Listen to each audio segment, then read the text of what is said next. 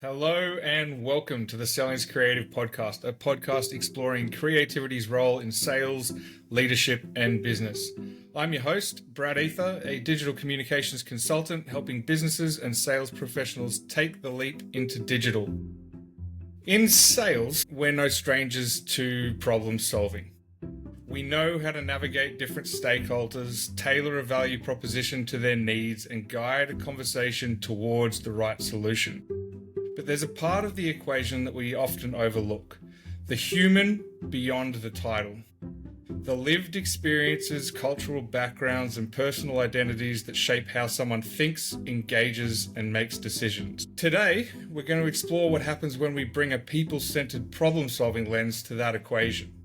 How understanding not just the business problems, but the people behind it can transform the way that we connect, collaborate, and create impact. And that's where my next guest comes in.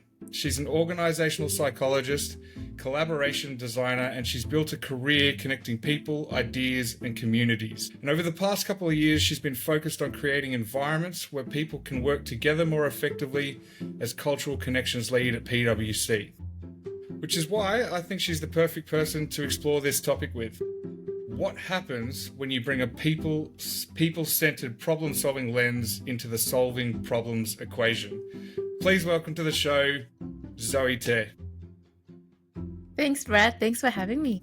So I think maybe the best place to start is a little bit about your background. So I wanted to ask you, you've obviously worked with so many different people and projects. When you think about your career so far, what are some of the trickiest challenges that you've helped solve for? That's a good question because there's been a number, and now I have to think about which ones I could talk about. I think, what I tend to work in is mainly systems related challenges. So, for example, I started my career in youth suicide prevention work, and we had to figure out a way that we could, instead of following on the trend that people saying social media is bad, like young people should be banned from social media, we were saying, hang on, like young people are using social media to get help, to seek support, to receive support. And so working in that space kind of showed me that we can use and work with people and young people to help solve for really big, challenging, sticky questions like suicide. And then from then on, I also did a project with Guide Dogs Victoria where we looked at accessibility and how inaccessible the digital world is for people with low vision and blindness. But again, like it's asking the people, like, how do you navigate the world currently? What tools do you use already to kind of manage all of these challenges, and then working with people to solve for these sticky problems. And yeah, most recently at PwC, as you mentioned, I lead the Cultural Connections Employee Resource Group, which is basically a community that supports migrants or people from diverse backgrounds to have that shared safe space at work so that they can feel included. But together we also try and tackle challenges like biases when it comes to performance reviews or any kind of, again, sticky questions and challenges that prevent people from diverse backgrounds from, going up the ladder or getting that promotion and that pay rise. So I think those are some of the highlights for me. It's mainly like mental health, accessibility, and also inclusion, like diversity and inclusion. So there's some pretty big problems, like people with disabilities, people with diverse backgrounds, and suicide. No wonder they're challenging problems to deal with.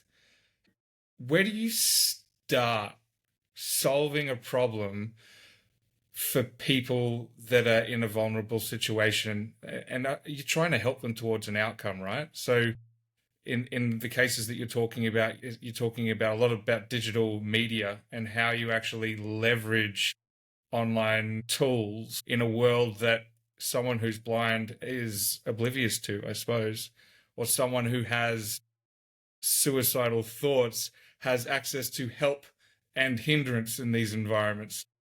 They're complex topics. Where do you start? That's a good question, and often people scratch their heads around this. You just Start with a simple idea. Start small. Like for example, if you want to work with, or like think if you, okay, let's say you want to solve for mental health challenges in your workplace. So you start with one idea, like, or what the key problem is, which is, let's say, like burnout is increasing in the workplace. Then you find the right people. Basically, just gather your team, your crew, your pioneers together, like a small group of 5-ish people. And hopefully those people are as equally passionate as yourself. And they have some influence, they have some power over decision making. And you just, again, like start with a conversation, just like maybe a coffee catch up or like a little meeting to go, hey, I've got this idea.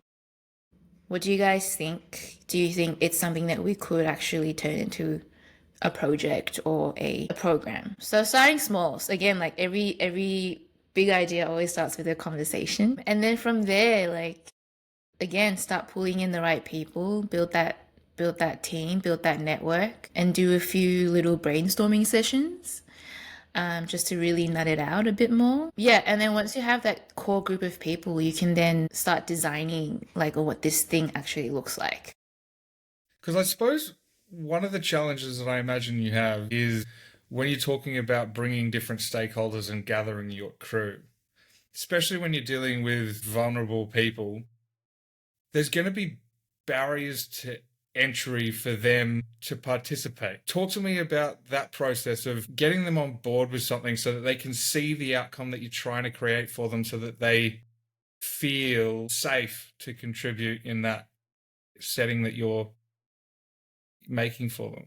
I think oftentimes in these spaces, there's always going to be certain people out there who are already champions or who are already doing the work, like lived experience speakers, for example, or in the example of the workplace, you might have leaders who are already, in a way, in their own way, advocating or talking about these challenges and issues. So you can just seek them out and reach out to them, test your idea with them. And then from there, they might know someone who knows someone else who might also be involved. And so they're the ones who then pull other people in to be included and involved in the whole process. Other times, if you're starting from like complete scratch, I've seen examples where people would do a call out to either, let's say, if it's your workplace, then you can put out some comms out to in your firm newsletter or whatever. If you're working in a university, you could reach out to student unions, student groups, and do a call out for anyone who's interested in being a part of these programs. And again, like if you are working with vulnerable people, also making sure that you are clear again on like why you want them to be involved. What is their role? How are you going to reimburse them for their time? Because lived experience participants are basically your subject matter experts, and so you should be treating them as such. They're not volunteers, they're not people who are going to share their own experiences to you for free. Like I think that would be taking advantage of them, and it would also be tokenistic. So I suppose, yeah, two avenues. Like one, finding those champions, those existing leaders, and getting them to pull other people in. Or number two, like do a general call out with your existing mailing list or community or organization, and trying to figure out who would be interested in. And most of the time, 100% of the time, actually, people always want to say yes. Yeah. Especially because it's something that they're passionate about, like if it's mental health or if it's accessibility, and if they have a lived experience of that challenge, like 100% of the time they want to chip in and support that, because it's also empowering to them to have the opportunity to give back to their community and to help other people who are like themselves. I think the things that stuck out there, and where you're dealing with some really sensitive topics. So for people out there listening, I highly doubt that you're going to be going so sensitive on some of these things. But what I picked out of that is absolutely applicable is community and collaboration. Identifying those people that have influence within the community. The first person to come into my mind was Dylan Alcott, someone that's, someone who's championing disability advocate in Australia, and then leveraging the influence that they have within their community. That, I think, is an applicable lesson that can be applied across the board with any complex problem solving ability. So I've attended one of your workshops, and it really sort of opened my eyes into your process. And one of the reasons that I felt so compelled to bring you on is you really lent on the idea of the creative process in how you go about approaching some of these complex problems.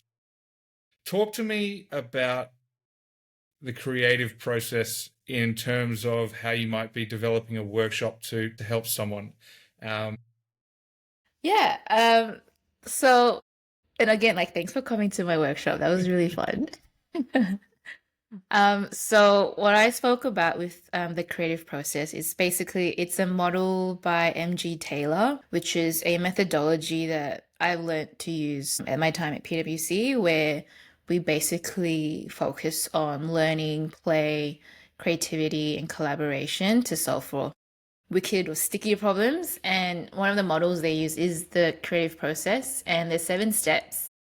Steps 1 to 4 is quite subjective because it's all about identifying what the challenge is, figuring out what the vision is, like where you want to go, like what are the gaps, and then making a commitment to actually do the thing that you want to do. Did you want me to go through all the steps now? What I would like to do is go through the initial half of the slide, because the way that you expressed it, essentially you've got a circle with a bunch of steps. On one side is the planning phase, and the other side is the execution phase. And the circle goes around in a constant loop, so it's always iterative. But I think what a lot of people don't spend enough time on is actually understanding that creativity requires planning. So I would like to go through that first part. Yeah. Yeah. So I would say the first chunk, the first 4 steps, you've got number 1, identify, number 2, vision, number 3, intent, and number 4, insight. And those 4 steps are basically there to make sure you're thinking about what the key challenges are, making sure that you really think about what the vision is, and then also with your core crew, making sure that everyone is aligned on the vision, like everyone knows where they're going, what they want to do, and what they want to achieve. Because if you don't even have the vision, like the shared vision, then the whole thing's just going to fall apart. And a lot of people like to skip from the vision to the doing or the execution, but then they kind of forget that you also need to think about your resources and like capabilities. Like, can you actually do the thing that you want to do? Like, what's the intention? Like, do you intend to actually do this? Do you have that commitment to work together to solve for this problem? Because most of the time, like, these challenges, they'll take years to kind of work on, and so it's a multi-year commitment that you have to make. And then also doing the research, getting the insights, asking the people the right questions, or even having the right questions. So again, like, I think, as you mentioned, people tend to skip a lot of the planning phase and they just want to get into the doing, because as I think nowadays we're also really impatient and we just want to do the stuff, but then we forget that we actually don't really know what we're doing yet. So identity, vision, intent, insight are your first 4 steps. It can be quite subjective. It can be uncomfortable because sometimes you don't even know what the problem is. So you have to kind of create the problem and define it. Yeah. Yeah, like know what actually is the problem and define it and make it clear and make sure that everyone who's involved actually knows what the problem is. A bit of that can take would you time. describe that as like a bit of a jury process? Like, okay, this is what we think we've identified as the problem. Do we agree, as someone with lived experience, do we agree with that statement? Yeah, exactly. Yeah. Because everyone could have a different interpretation of the problem. Like, again, if you're in a workplace, someone from HR could say, oh, burnout is causing people to quit. We need to have more mental health days or well-being programs. And then someone with lived experience could go, hang on, like, that's not going to fix the issue. The issue is you're making us work long hours and we don't even get time off in lieu, you know? So really nutting out the problem and making sure that everyone is very clear on that is super, super important. Because then once you've kind of overcome that hurdle, you can then go into the actual doing. So that's engineering, building, and using the thing. So engineering is basically about planning, pulling in the right resources, the budget, how many days you're going to spend, what's the approach you're going to use to do the thing. Like, are you going to be agile and work in sprints, or are you going to be more workshop based? And then you know, build the thing, you prototype, you iterate, have a play with it, then you use it, test it, get feedback, and then you go back into the loop again where you go to the start where it's like, okay, we've done this first round, we've tested the thing. Is this actually still solving the problem? Or has the problem actually changed? Have we actually found another problem that we need to fix before we even get to the first problem? So it is a cycle. It never really ends, to be honest. And so that can also come with challenges in terms of scope creep. But I think with really hard, sticky challenges, you kind of have to have the courage to be open to that and to see where the process takes you, because sometimes you might unexpectedly discover something else along the way.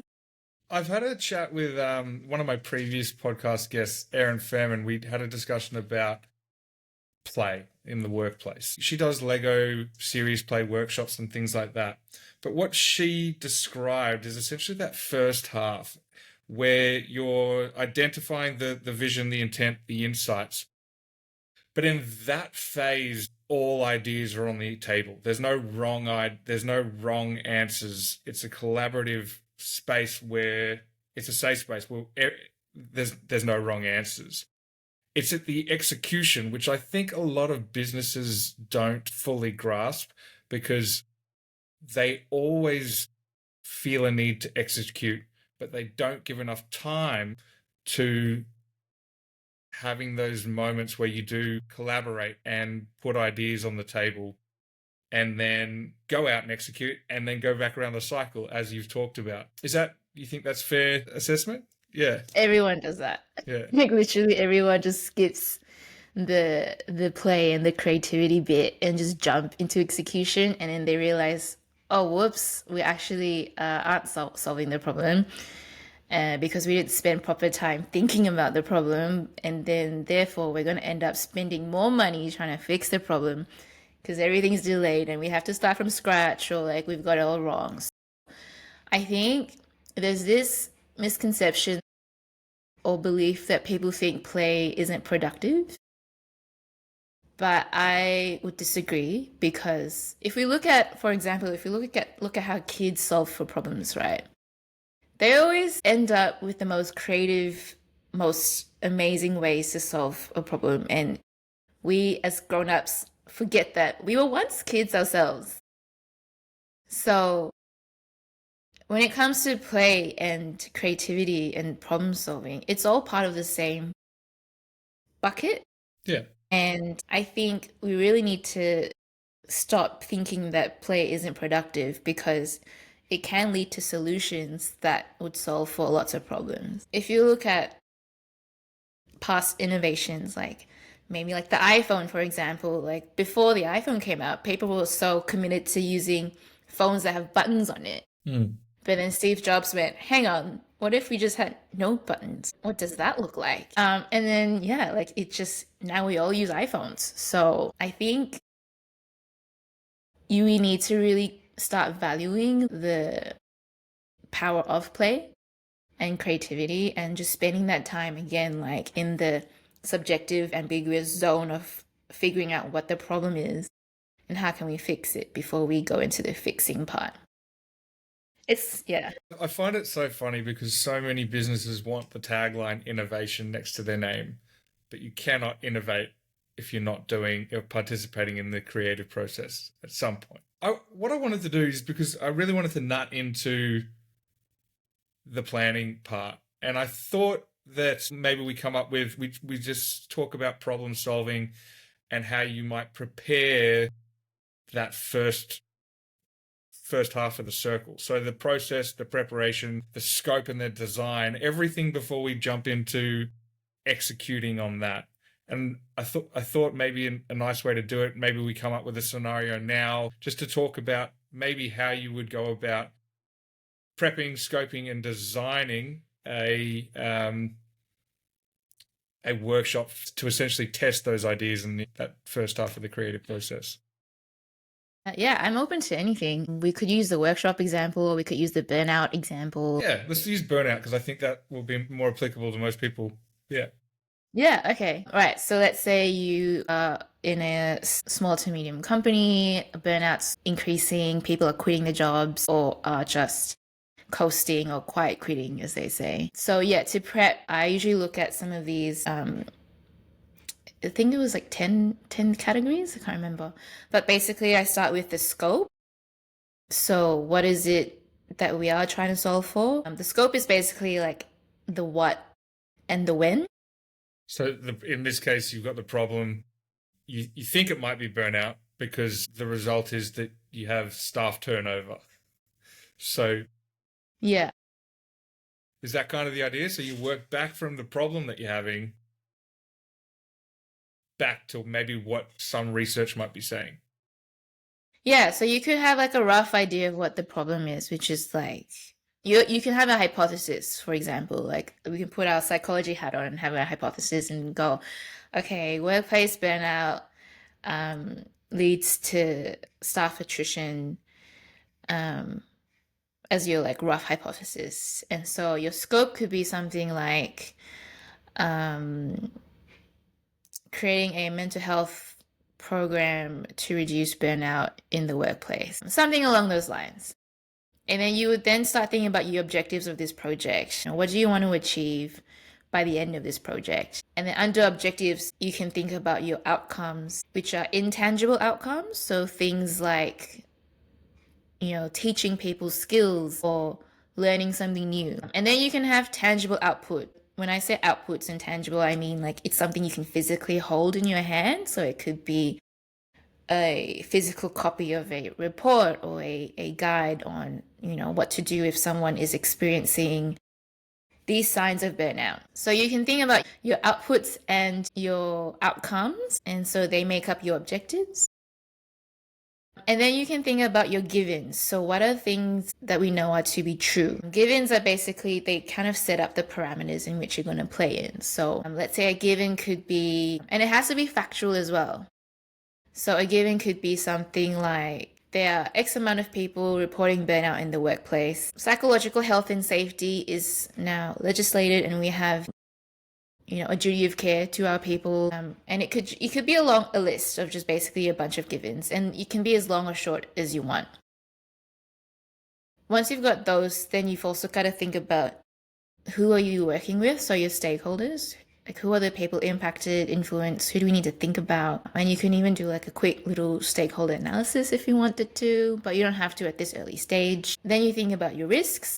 So what are the risks of not doing anything? What are the risks of doing something? So you got to think about both scenarios as well. What are the dependencies? What are the resources and any other deadlines that we need to think about as well? And then you also want to think about questions that you want to ask. And you could have a long list of questions, and you could even run like a quick little discovery workshop with some lived experience people, or even in your small group, and just kind of brainstorm a bunch of questions that you want to use to kind of shape your little program, or use I guess AI to help you with those questions too. But yeah, those are basically the key elements I would think about first when you are setting a project or initiative up. And then from there, once you've got those core elements kind of nutted down with your group, then you can like start thinking about how you can design the next phases. I think something that's coming through quite a lot is yes, there's planning, there's parameters that we put around. But throughout this whole conversation, something that you've reiterated time and time again is listening and taking feedback from the stakeholders. How important is the difference between listening and telling when you're navigating some of these challenges? I think a lot of people think they're listening, but they're actually not listening. So I'll start with an example. So I used to work at Apple, and when we were trained at Apple, they really like, I don't know if they still do this now, but back in my day, they would basically drill this into your head that your job is not to sell stuff. Your job is to listen to the customer's problem and then match them with the right product or solution or service or whatever. And so I remember when I had a customer come in. It was a mom and her daughter. She was in year seven, and she was going to be in year seven, and she needed a laptop for school. And the daughter, she wants the fanciest, most expensive, luxurious laptop, and tells the mom, "Oh, I need the MacBook Pro quad core, like super expensive, $3,000 laptop for what, for school." And then like mom doesn't know anything about tech. And so she's like, "Oh yeah, Zoe, like we need this MacBook. Do you know if there's any discounts? Because I know it's expensive, blah, blah, blah." So instead of just telling them like, "Oh yeah, you should just buy this and this is XYZ," I took a moment to just ask questions first. And I went, "Okay, like, what are you using this laptop for?" "It's just for school." I'm like, "Okay, are you going to make videos? Are you going to make music?" And she's like, "Oh, I don't think so. It's just going to be for my textbook." I'm like, "Okay, if you're just going to use it for your textbook, have you considered the MacBook Air? It's lighter, so your backpack isn't going to get heavy. The battery life is a bit longer. And it's got cool colors like pink." And she's like, "Oh, I actually didn't realize I have to carry this around with me. Yeah, like I think I want the laptop to be lighter. Okay, let's get the MacBook Air." So I managed to downsell the kid, because again, like in a way, I was listening, but also putting myself in her shoes. Like if I was in year seven, if I was 12 years old, I've got a big backpack, I have to go to school every single day and carry it. I'm gonna have back problems if I have to carry a really heavy MacBook Pro because those things can be quite heavy. You're asking the questions, you're also listening to what they're saying, but then you're also, in a way, you have to practice EQ and think ahead and like listen between the lines as well. Because I know the daughter wants the fanciest, prettiest laptop, but I also know she's gonna have back problems for the next 5 years, 6 years if she has a heavy laptop. So you kind of have to also watch out for what you're not hearing and seeing, and try and like paint a more holistic picture of what the problem is. And also, it helped that they had pink MacBook Airs, which they don't in the MacBook Pro range. So that helped too. But basically, yeah, listening, asking the right questions, but then also using your intuition to also think about like, okay, what else could happen if this person gets this laptop? Like thinking ahead and solving for problems that they will have, even though they don't know they'll have it yet. I didn't know that we had a salesperson amongst us. That was great. I mean, that is an experience that everybody's been through. And I think one of the things that maybe is transferable here is you brought up the EQ piece, having empathy for the buyer. You brought up the intuition. That's something innate within you that's the moment of finding opportunity in the sales context. And I think that in this, from everything that we've talked about before, because I wasn't expecting to talk about the shop floor of an Apple store today, but the idea that you don't necessarily know what the outcome is going to be. You just need to continue asking questions so that you can find the solution.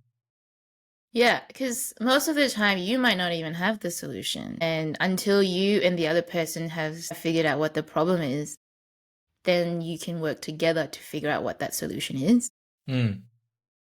That's why I think, yeah, probing questions is really good. It's something that Apple does drill into you when you first start. I don't know if they still do that nowadays. Like, I feel like it's different. But asking really good probing questions and not coming from a place of judgment, but coming from a place of curiosity and of learning. It's almost like when you're interviewing someone or when you're meeting someone for the first time and you just ask like interesting questions just to get to know them as a person. Even when you do that, like come with the intention of curiosity so that you can then identify the problem together. So Yeah, when it comes to work, again, like asking people like what they're up to, what they're doing, what they're working on, Mm. listening to how they respond, and observing as well, like body language tells you a lot. And you can sometimes use your intuition to also gauge, what else is going on that they're not telling you about. And then sometimes it even helps not to offer a solution straight away. You can just listen and be there, and then later on do a follow-up call and be like, okay, like I Mm. recall you mentioned you were looking for a psychologist to help with your burnout problem at work. I know this person, they might be a great person, like I'll connect you to. So it's, yeah, the people element.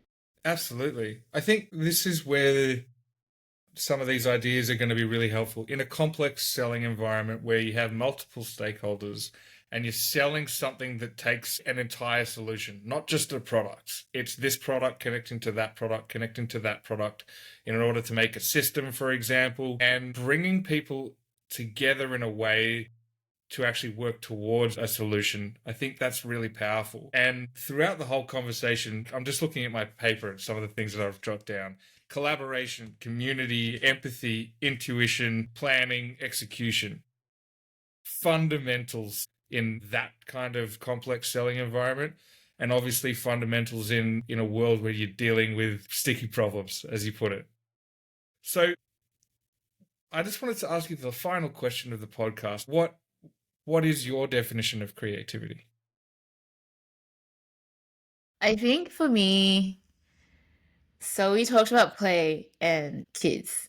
So creativity for me is like giving the car keys to your life to the younger version of you, the inner kid, the inner child, as they say, and going, hey, younger Zoe, you've got the keys, you've got the driver's seat now. It's your turn to play. Let's see what you got. So for me, creativity is giving yourself permission to be that kid again and to just go all out and see what could happen and use different ways to create and produce and make things. Because you might surprise yourself as well if you let yourself do that and give yourself permission to do that. I know for some people it can be scary because you think other people are going to judge you or you think it's just being childish. But in a way, if you honor your inner child, you honor your younger self and give that person permission to create and be creative, then you're going to enjoy it so much more and have so much more fun along the way. Talking about life, yeah? Yeah. Yeah. Because yeah, creativity is like being a kid. I think for me that's what it is. Just for a moment, put your psychology hat on and Yeah. talk to me about that feeling of judgment. You mentioned that people feel that a sense of judgment when they apply themselves to creativity. So I mean, I work in corporate, right? And like in big four corporate spaces, people are expected to come to work in a suit and tie and like be all formal and whatnot. But then you have the young ones come in, and you can tell when someone's a grad based on how they look because they are super formal, suited up, thinking that they have to look the part because they don't want to get judged, right, for being unprofessional or whatever. But then by week 2, week 3, they start coming in t-shirts and jeans because they realize that, hey, this workplace is actually quite safe and no one's going to judge me for what I'm wearing. So judgment is a fear that we all have. And I think social media has made it harder for us to be more compassionate to ourselves because we judge others on social media, people judge us on social media. And so to combat that, creating or having a place that does feel safe then breaks it down and makes you feel like you can just show up as yourself, whether it's in trackies or in a suit or whatever. And that also links back to collaboration and creativity because you can't collaborate if you feel like someone's going to shoot your idea down or say, hey, that's stupid. Like, what would you think about that? Like, you need to first establish that safety so that people can feel like they can be their most wacky, weird, authentic, vulnerable self. And they can come and bring all of their ideas to the table to figure out how to solve for the problem. Yeah. Absolutely. Zoe, thank you so much for joining me on the Selling's Creative podcast. Where is the best place to get in contact with you? And do you have any news about what's happening next for you? I think the best place would be LinkedIn. My full name is Zoe Teh, so that's my LinkedIn. Where I'm at now, I'm actually in between jobs. I think by the time this episode is out, I will be starting a new job with Court Services Victoria, looking at psychosocial health and safety. But my side passion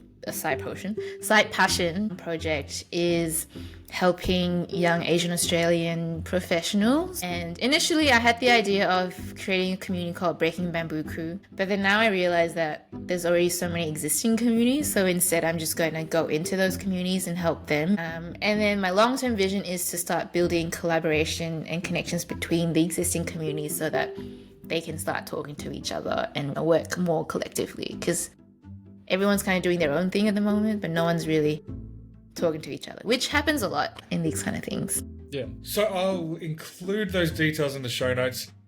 Thanks for listening, everybody out there, to the Selling's Creative podcast. If you've enjoyed the episode, make sure to like and subscribe. And in the meantime, happy selling.